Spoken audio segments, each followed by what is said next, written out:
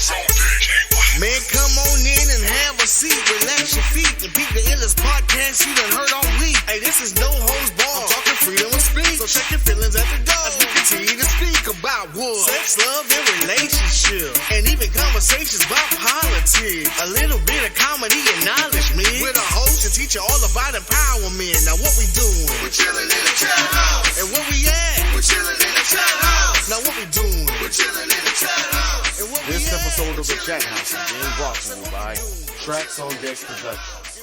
If you're looking for quality music for your intros, podcasts, videos, or whatever it is that you do, then look no further. Tracks on Deck Productions is the place for you. Hi, this is AT from the Chat House with highlights of Walter Dukes. Walter Dukes is a very accomplished businessman who spent over 30 years with Georgia Power in various leadership roles, retiring as Senior Vice President of Custom Operations in Metro Atlanta area. Mr. Dukes is very active in his community and serves as a pastor. He's also a husband and a father of 3 sons. He is also currently working on his doctoral degree. Thank you, AT, for that wonderful intro. So let's just get right into it. Let's give Mr. Dukes a call.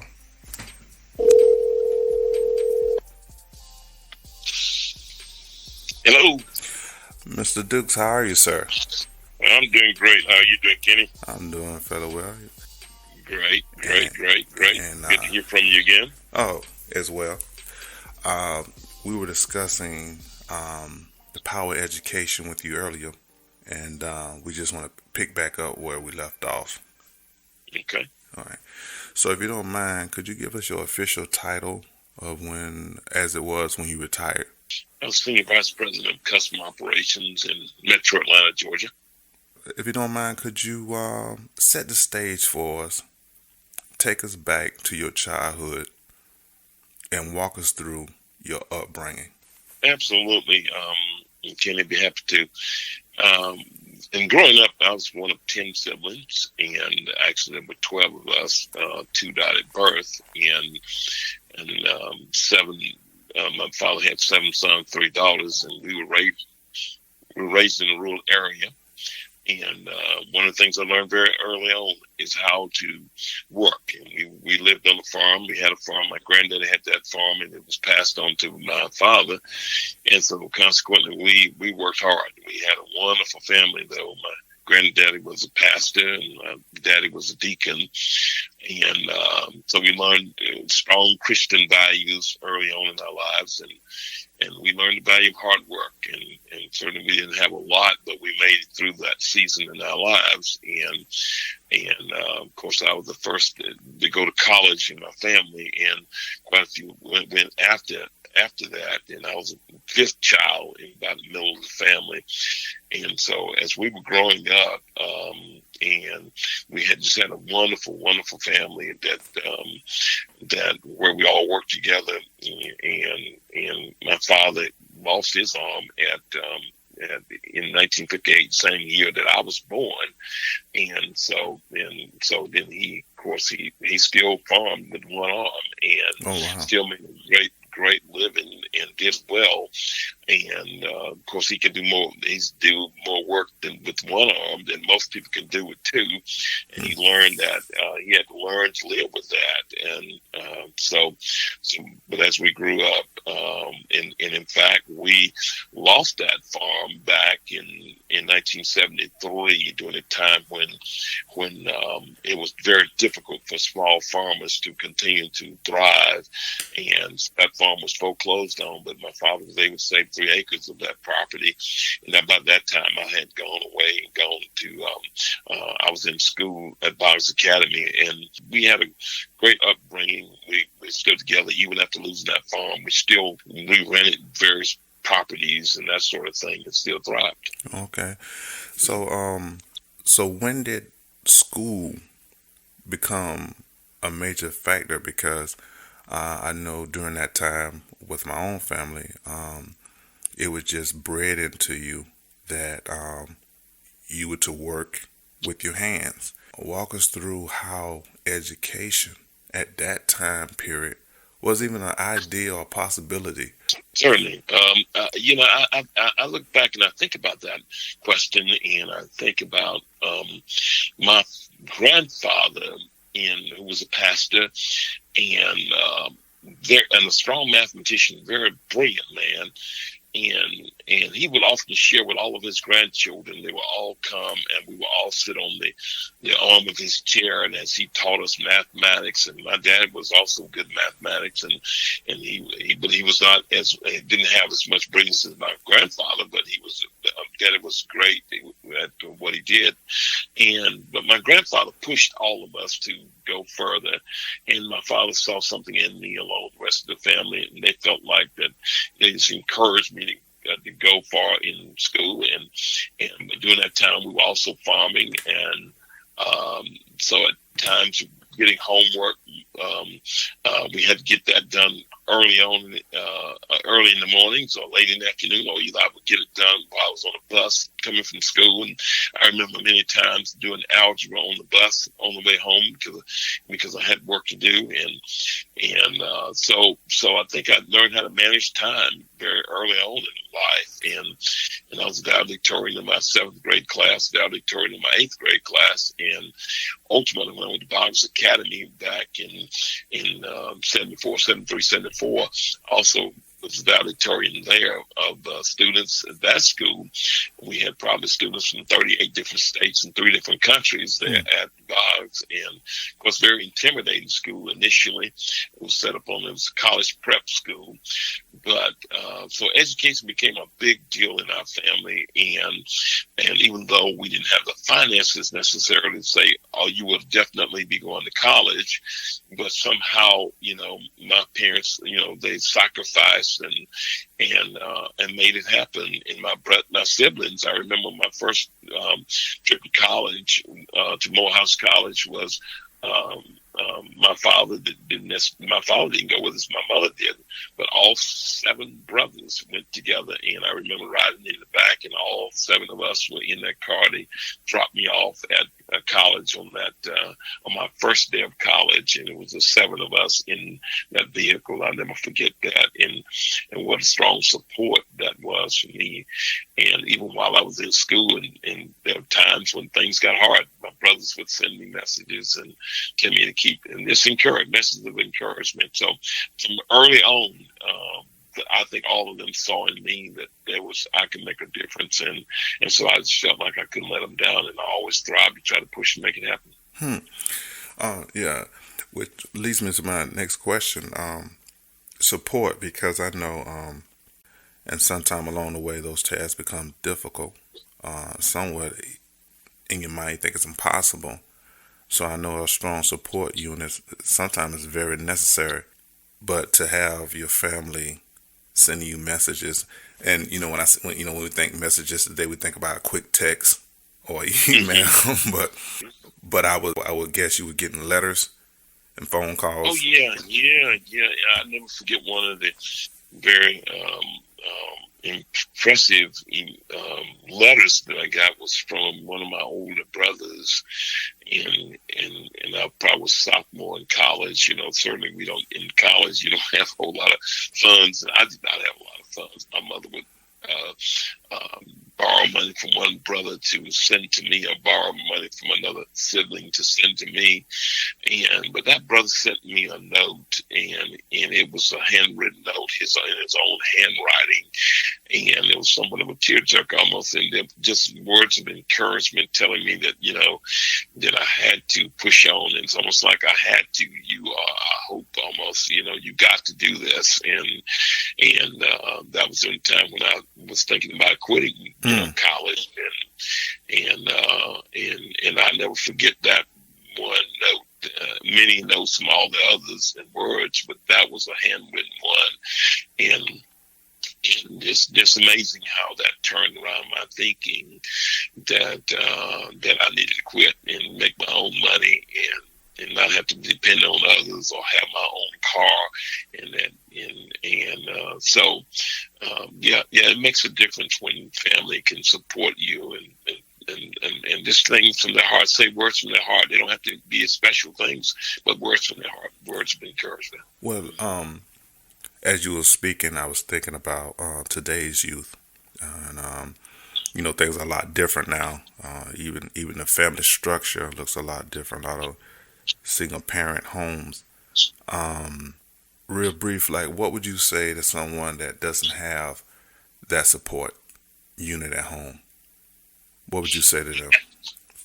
I think also, when I think about, even though I didn't have that, even though I had that support at home, but there were others around me too that, that also supported me. And I had an aunt, her name was Aunt Janie, and, during the time when we didn't have things, she had children as well, but I never forget that, she gave me $25 when I was getting ready to go to college, and that meant so much to me. It was so support structure from other places, even though you may not have it in the immediate family, but there, whether it be grandparents or an aunt, or even I even had friends, or had other people in my life that supported me as well too, and so that support came from other places, and it depended on the season that you are in your life, that where sometimes we can expect it and we take it for granted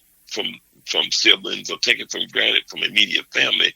But when you can get some support from other people, or other encouraging statements from other people, then that's as powerful. That's very powerful, and so we should not take that for granted. Getting encouragement from other places as well. You were saying the time frame you're talking about here is around, was it the 70s or the 80s when you were in college? Yeah. In my college days, I started in 1976, graduated started at Morehouse College and majored in engineering in 1976, and it was dual degree. And then I graduated from Georgia Tech in 1981.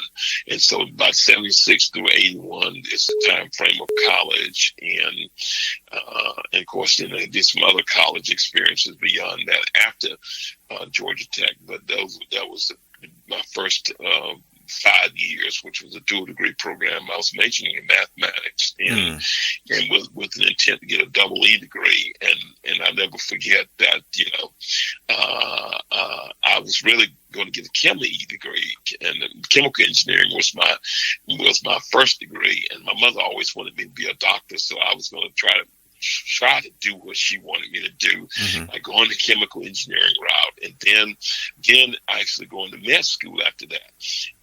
But then I ran across one of these professors at Morehouse College, and never forget the amount.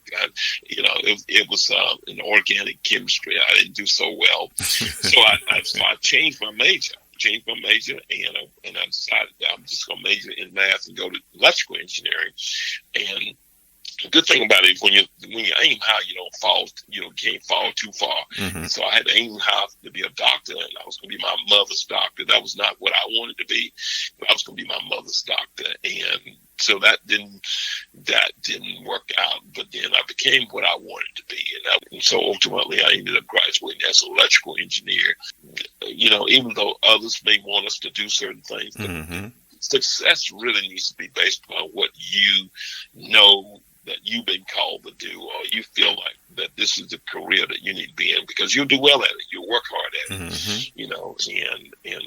so my mother was pleased with me being an engineer. She was very pleased, but that was one of the things that most people always thought my child would be a lawyer, or my child would be a doctor if they hang high.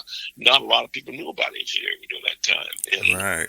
And it's just that when I was at Boggs Academy, I learned about engineering because we had to what they call O-rate to graduate, and we had to do research and learn about different professions, and I learned about engineering there. And so I never forget that my oration topic was we need more black professionals, need more black engineers. And so ultimately that's where my career was, and it was a great career, wonderful career. We're going to get into you moving into the business world, but let me ask you this, since we're on the topic of education. How important was education to your career? Very important. In many said that, during my days of coming along and said, well, you certainly won't get a job. Even though you're going to have a great 4-year degree, I doubt you're going to be able to get into that competitive world of being an engineer or work for a great company. And engineering is what got me in the doors of Georgia Power. Now, I can tell you that I probably didn't use my engineering degree except when I first came out of college. I started working at Plant Vogel, a very technical job, and you had to have an engineering degree to do that job. But when I left Vogel, most of my work was in management. I did a lot of management, but the base engineering degree, analytical skills and understanding all those things and knowing what to do, those were very important to me. And so I would have never gotten into that career if I had not had the engineering degree. And I'm convinced of that.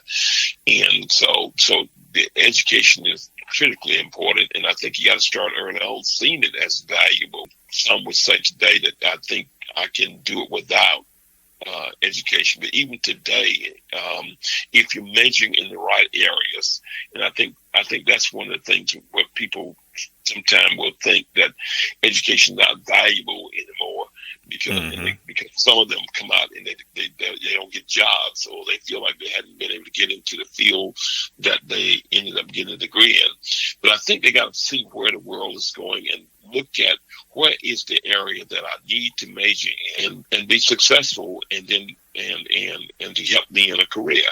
And so not just to go get a 4-year degree in anything, but get a 4-year degree in something that you know that this is going to be an area where I want to work, and then there are jobs and there's opportunities to make a difference. When it comes to you graduating, you picking a place to work, how did that come about? That came about as when I graduated from Tech in 1981. Of course, you had all these people that were out actually trying to recruit you, and I looked at various opportunities. Some were out of state, some were in Atlanta, some was all across the state. But I wanted to get back home, so that's how I ended up at Plant Vogel, working as a junior engineer down there, and so. But over time, I learned that sometimes the power of being willing to relocate is so important. Sometimes we have to relocate to those areas where your career can really take off.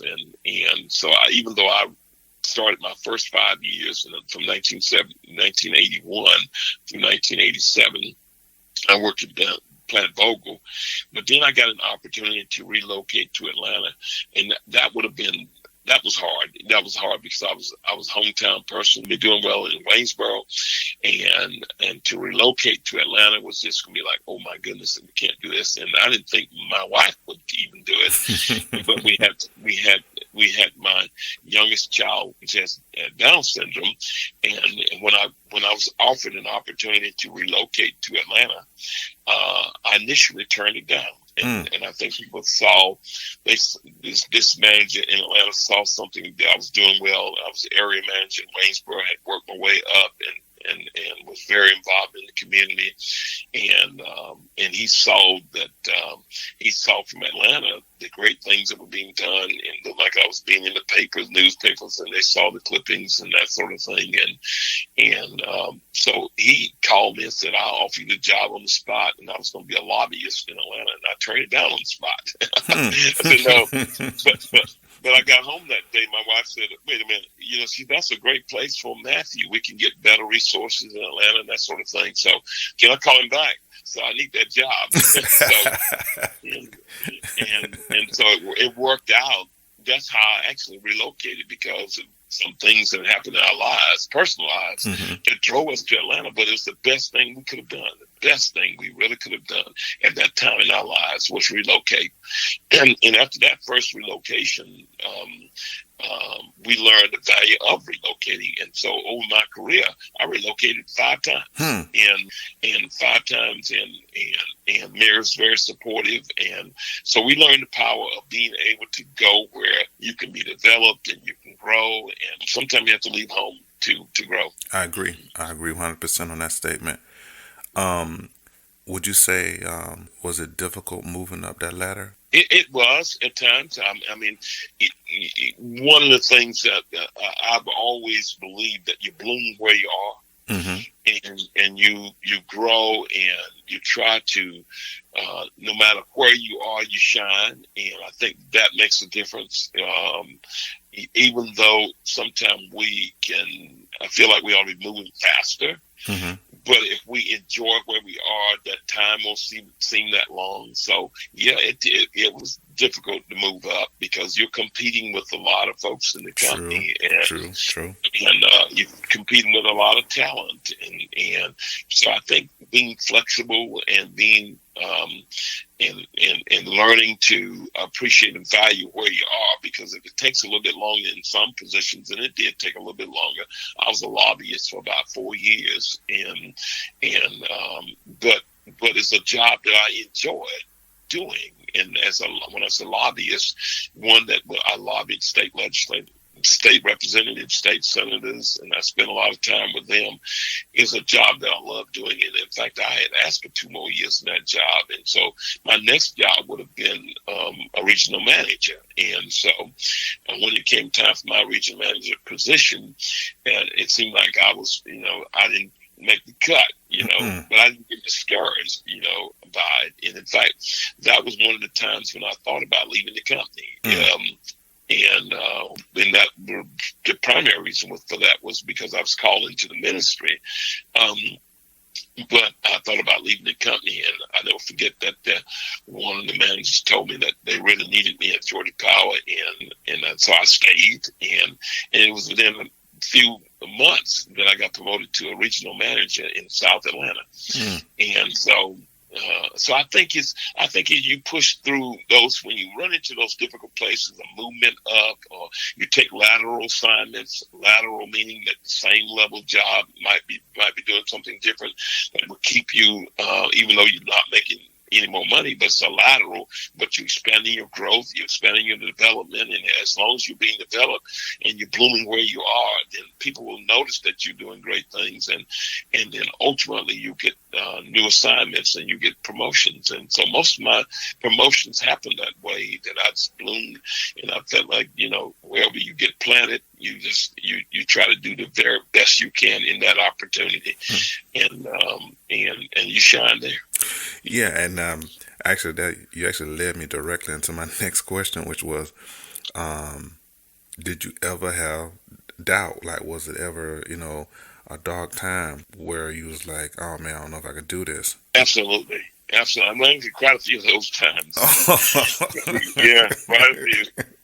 In quite a few of those times when you run into those dark places, and it's like in life in general, you run into those dark places. Even in ministry now, you run into those times when you say, I'm done, I can't do this any longer, and I think that's when you got to always be able to bounce back by settling down and thinking through and looking back how far you've come, and thinking about, and just have some good prayer time, some peace, take some time to yourself. Sometimes you just need to pause for a minute and reflect, and because either those times when things became overwhelming, overwhelming meaning that, I couldn't do it for that reason, or maybe it was something that I'm not enjoying this job any longer, or maybe it was I'm not making as much progress as I thought I would be making by now, or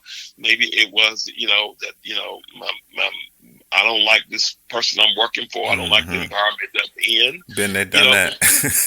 Yeah. So it's a myriad of things that will drag you into that place of, I'm done with this. But I think that's the time you pause and reflect on and looking at the value that you have added and the value that you can still add. And there's sometimes when that happened to me, I got an opportunity to be developing more. I was always trying to I guess, add value to myself. And one of the things that I would do is I would listen to leadership tapes, in my car, or leadership tapes. And I was always studying, always spending time growing. Mm-hmm. And even if I was not being developed by the company, I want to grow. So you're making yourself even more valuable in those times when you want to quit this opportunity. I would tell people, don't quit your job if you don't have a job.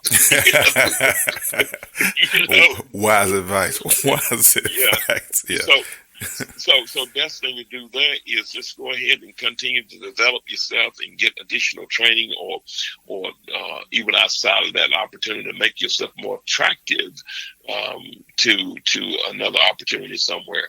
Mm.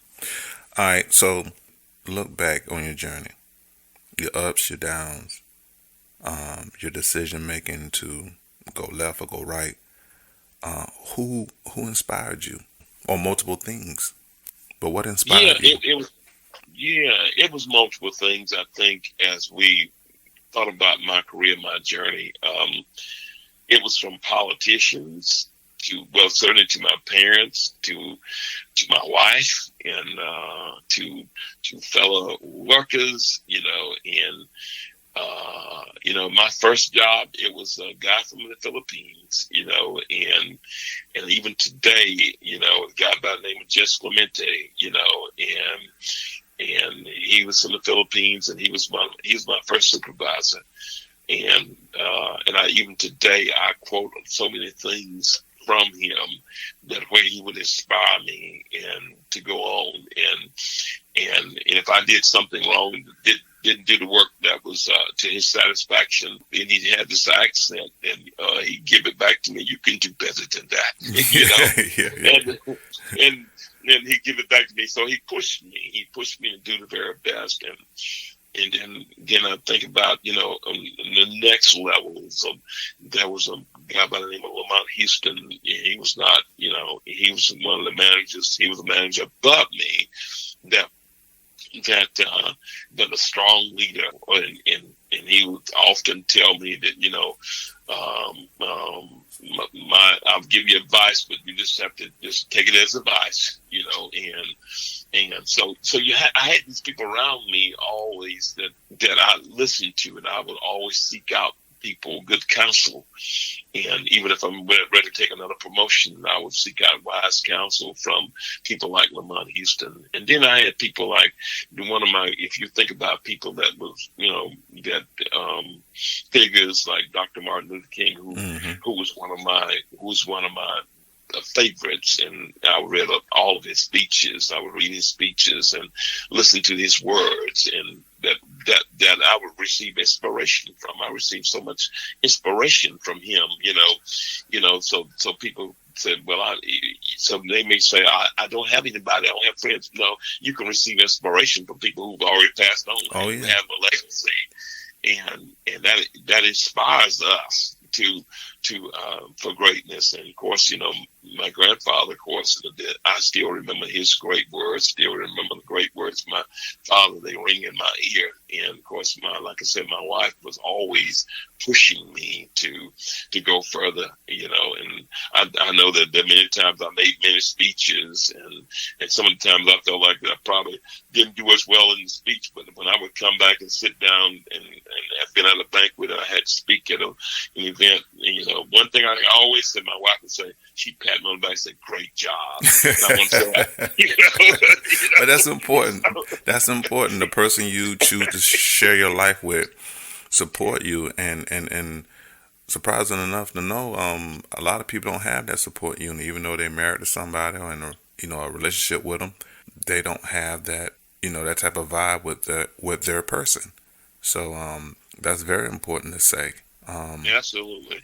Let me tell you that my wife is, as part of that figure, part of that support has been wonderful, because she gave up her career. She gave up her career in nursing when we had Matthew, our youngest child, with Down syndrome. She gave up her career to be a stay-at-home mom. But let me tell you, that's one of the best decisions we made, because then, from when we think about education and passing on education to all the rest of the family, she was able to pour into my middle child and the oldest child. She poured into them, and we became a team. I was at work, but we also we were also spending a lot of time together at various events. And so even though I was the one working, she was at home working, and I always saw it as she was at home working, and she was at home, doing nothing. She was at home at work. So we always saw each other at work, and so it became a life option. My job was her job was my job, and she was always trying to figure out how to make me more successful in my job. In fact, so yeah, it was a team effort. It was a team effort in my career. Yeah, and I want to speak on that as you were speaking. If you go from like the 60s on back, and somewhat in the 70s, that idea of the man going out, as you would say back in the days, to bring on the bacon. I think that that idea was good for the family because the wife was there actually hands-on raising the kid. They knew what was going on in school. They knew what was going on with the kids on their daily lives. You take a look at today, things are much more expensive. The mom at work, the dad at work, and they don't know what's going on in the home. So I think that's a very valuable situation to be in. It really is. It really is. And sometimes you have to make a decision to cut back. And, when that first happened to us, we just decided that we're going to cut back in some areas. We may not drive a brand new car every year, or we may not do, we go buy a used car, And so, but we saw the value. We immediately saw the value in doing it that way. And so, to have one income coming in, but not everybody can do that. And I realize that not everybody can do that. To have one income. But if it's possible, let me tell you, that's one of the best ways to make that, to make your whole family successful. I agree. I agree. All right. So, would you change anything, Mr. Dukes? I really wouldn't. I'll be honest with you. I look back at my life and I don't think I would change anything. I think, of course, me being a minister, and I was divinely led into every area of my life, and every time I moved, I think it was a divine move, and I saw it as a divine move. And even when I left Augusta to come back to Atlanta, I was vice president in Augusta for several years, and when I left there in 2010 to come back to Atlanta, it was pastoring 2 churches in Burke County, but the Lord called me to go to Atlanta again, and of course I went there without a church, went there we didn't have a necessary network there, but that relocation from the vice president, and that's why I ended up being a senior vice president, unbeknownst, didn't know exactly where I was being led into or how it all would turn out. But it always was, and I walked in faith that it was going to work out, and it did, And so I think everything that was done was ordered in a way, and I think the Lord allows us to use every skill set that we have, or the traits that we have, and to turn everything, whether it be if it's a lemon, you can turn it into lemonade. Absolutely. If you got the right, I think, integrity, humility, that I think all great leaders ought to have, respect for others, dependable, and servant attitude. You take whatever you are and turn it into something, And I think I'm just grateful that every time that happened to me, a relocation was able to turn it into something. And so, no, I wouldn't change a thing. And you used the word leadership, because I know a lot of people, they confuse what leadership is. They want to be a leader because it looks cool on TV, or and don't really know what comes along with that responsibility. So in your words, your mind, your experience, what is leadership to you in your words? Yeah, I think leaders is one who influences others to listen to you, or one who to follow you, even, And so if a person stand up and suddenly people listen to it, And either person said, we go here, we go yonder, we go in there, and they follow you, you're a leader. Mm-hmm. And it's John Maxwell is one of my favorites, and on leadership. And when he talks, he used to talk about the idea that if you are walking down the road and you're supposed people to be following you, look back and nobody's following you, you're not leading, you're taking a walk. Yeah. So I think it's a leader, true leaders, somebody follows and somebody listens, to you. And those are leaders, whether you're being singer and people and you're creating something new and people listen or people follow you, a leader in music, or you can be a leader in corporate world, a leader in church, or a leader wherever you are. Somebody follows or somebody respects what you are sharing. And so I think that's, to me, is a leader. And I think undergirding all of that, and I mentioned it, I think integrity, the person who shows integrity, people like people who show integrity, and they'll listen to people like people who are humble and show humility. They will listen to them, and they want to follow them or respect for others. And I think the whole notion of being dependable and this whole notion of this servant leader, servant attitude, willing to get in the trenches with others and lead them out of the trench and or show them the way. And you don't even have to call it a leader. You're doing it, and people know that you are leading. You don't have to brag that I'm leading you, and people just know that you're leading it. And I think leaders don't have to ever say anything; they just lead. I agree. Did you ever have like a blueprint or someone showing you the ropes when you were moving your way up corporate America? Yeah, well, I think I won't say a blueprint because I think it's one thing about moving up, it changes so rapidly. Mm-hmm. I agree. And people can show you a blueprint today, and that blueprint will have changed tomorrow. Oh yeah, probably the same day, depending on what industry you in. Trust me. That's exactly right. So the blueprint, used to be that in the corporate world that there was a blueprint. If you go here, then your next line of progression, next movement will be to go over there, and then just kind of keep going up the ladder, hierarchical kind of thing.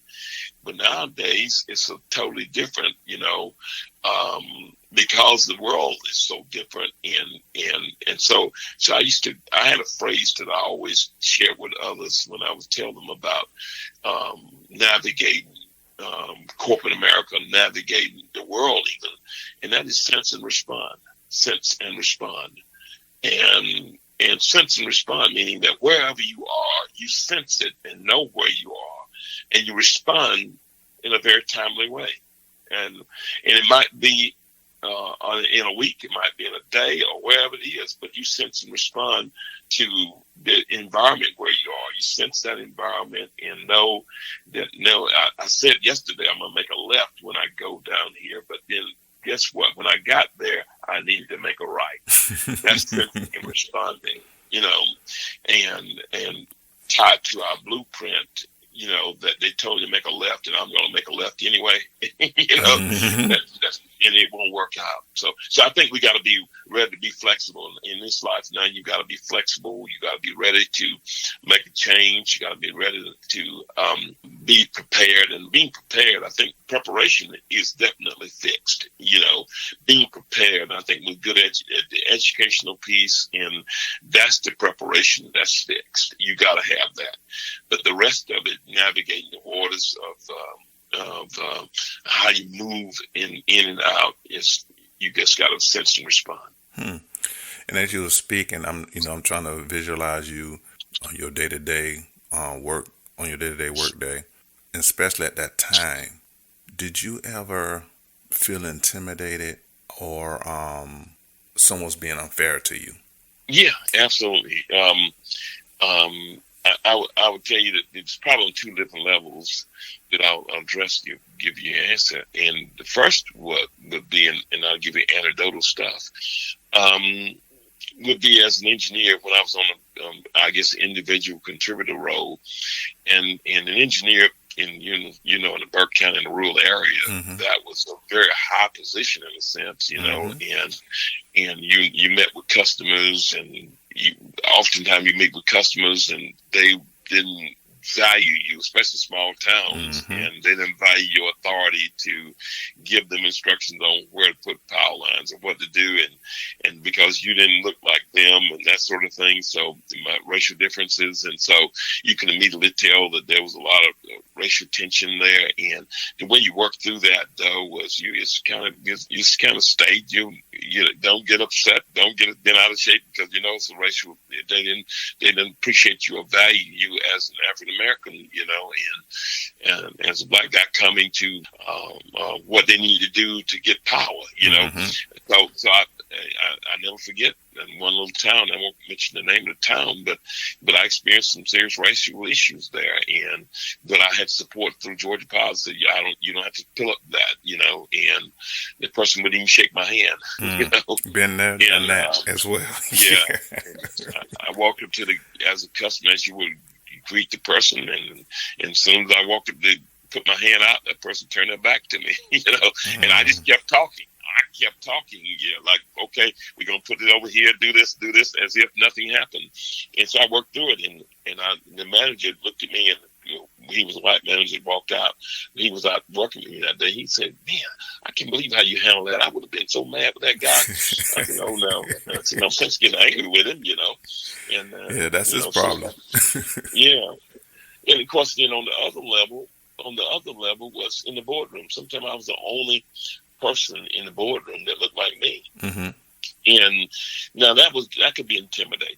And yes, that was, and when on that level with the other guy, I was not intimidated by it, but on this level, it was somewhat intimidating, initially when I was finding I was the only person in the room that looked like me, and sometimes your ideas, it seemed like your ideas weren't necessarily appreciated or valued, and that could be a little intimidating, but then you learned how to navigate those waters, and so I navigated all of those over the years, and you learn how to deal with certain things, but then you also see those that are very supportive, and so I think when you mix it all together, you work through it. Well, I appreciate you sharing that story, because it's important, because it comes up a lot when I'm speaking with young people, and it reminds me of one story in particular. I was doing injection molding mechanics, and the job that I had moved out of the country.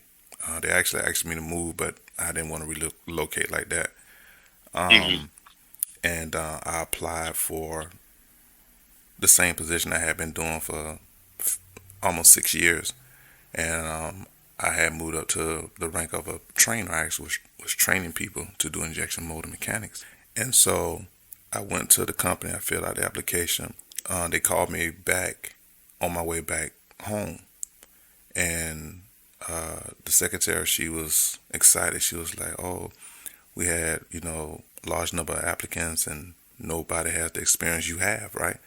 And and she was like, "Oh, the manager is so excited, blah blah blah. Could you come back in tomorrow to meet with him?" So I'm happy. I go back the next day. The secretary walked me and she said, "Oh man, he could talk about. It's been months. We've been trying to find somebody. You're a perfect fit. This shouldn't even take long, right?" So she's happy. I'm happy. I'm excited, right? So she's walking. Right. So she's walking in front of me. She knocked on the door. Guy says, "Come in." So she says, "Mr. Mobley's here." And he said, now he doesn't see me at this point. And I hear him say, "Send my tech in." Like he already decided, you got the job. I just need to meet you, right? Right. So she steps aside. I step around the corner. The guy, picture this, the guy is in the motion of standing up, extended his hand to shake my hand. As soon as I stepped around the corner, that smile turned upside down. That hand went back down. He started shuffling the papers, and you could see this look of confusion in his face. And he was like, he was like stumbling over his words, and he just started giving me reason and reason after another about why I didn't qualify, and Wow. and so when I left out of there, I think the expression on my face was telling the story because the reception, she was like, well, how did it go? And I said, I don't think I'd be working with you. And she was like, well, are you serious? And I looked at her and I tapped on my hand, indicate my skin. And Hmm. she like just held her head down, like kind of like, yeah, I understand. And when I got in the car, Mr. Dukes, I'm riding back home. You talking about the weight of the world on my I shoulder? know. Because I was I know. unemployed at the time. Because like I said, the company I was working for, they had shut down, and I had some money from my package. But in your mind, you're like, oh man, I need a job. so Right. so right. as you were telling that story, it reminded me of my own. So I know exactly what you're talking about. Oh yeah, it could be horrible, and I think mine probably the impacts to me was not that bad during the time. It was the thinking about it afterwards is where you go like you get a little angry about stuff Mm-hmm. like that. I worked through it immediately back, and the white guy looked at me. He says like the manager was surprised that I worked through it the way I did, but I mean, when you sit down and you reflect on it, like wow. Mm-hmm. I can't believe that. I can't, Yeah, but as you said, my education was already in place. The next job, I hit a home run. But I think it's important young people hear stories like this to get them to understand. Hey, this may happen, that might happen, but you went to school for a reason. Your education Exactly. is a tool. Yeah, exactly. And I think that that educational piece, even though you run into these kind of situations, and you have education, you got something to fall back on. You got that's solid. That's a piece that you got. You always have that. Nobody can take. My dad used to say, nobody can take that away from you. Once you have it, nobody can take that away from you. And even though you may not be successful in one area, somebody else will. And so, but if you don't have the educational piece, and kind of like when you walked away from that situation, and if you didn't have the education, you were just depending on a relationship to get you there. Mm-hmm. And suddenly that relationship didn't work out. And now you don't have education as you walk out of that door. Now the weight of the world is really on your shoulder, Mm-hmm. But you can bounce back when you got the education. You're sitting there thinking through what just happened. Oh my goodness, what just happened? And if you don't have anything to fall back on, then you just take yourself down into depressive hole. Just thinking negative. But the first thing you ought to do is reflect and say, well, guess what? Yeah. He didn't hire me, but there'll be somebody else. And I have a good education. Nobody can take that away. So I think you're right. That having the education is the foundation that helps you to thrive and survive and thrive. All right. So, Mrs. Dukes, we're going to try to wrap this up. So what I want you to do is take a moment, and what would you like to say to young people of today about education, self-worth, and being out here a productive member of society? I would tell them in education, start early. And start as early as you can, because we know some that are probably even listening to us today probably didn't get the education they needed at certain levels in life. But then, it's never too late. I would tell you, start early, but it's never too late to get education. Because when you look at, I started early because my parents pushed me to do the very best I could, and Morehouse to Georgia Tech to Harvard, and now to Luther Rice, where I got even education in ministry. And so all of that was valuable to me. And then trying to work on a doctorate now as I'm getting ready to get think about Liberty University. And so even at now I'm 64 years old, but thinking about getting a doctorate from Liberty University to, and do I need it? Probably don't, but I value education just that much. Well, you need it for you. And so, what's that? I said, you need it for you. You're doing it for you. Yeah, exactly. I need it for me. Exactly.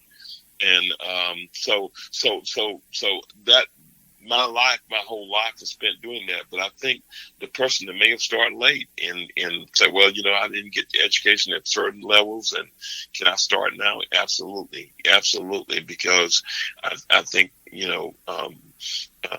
as we sharpen ourselves, continuous learning, to me, was something I really believed in. And some of my education was not, an official or not a formal educational degree. A lot of my education was where I studied in my house, where I spent time at my desk or reading. I loved to read, and I would just read about things and learn about it. And nowadays, you can go online and get education pretty easily, and you can learn so much, and that sharpens our tools. So I would encourage them everywhere you can, learn as much as you can, because that's the foundation.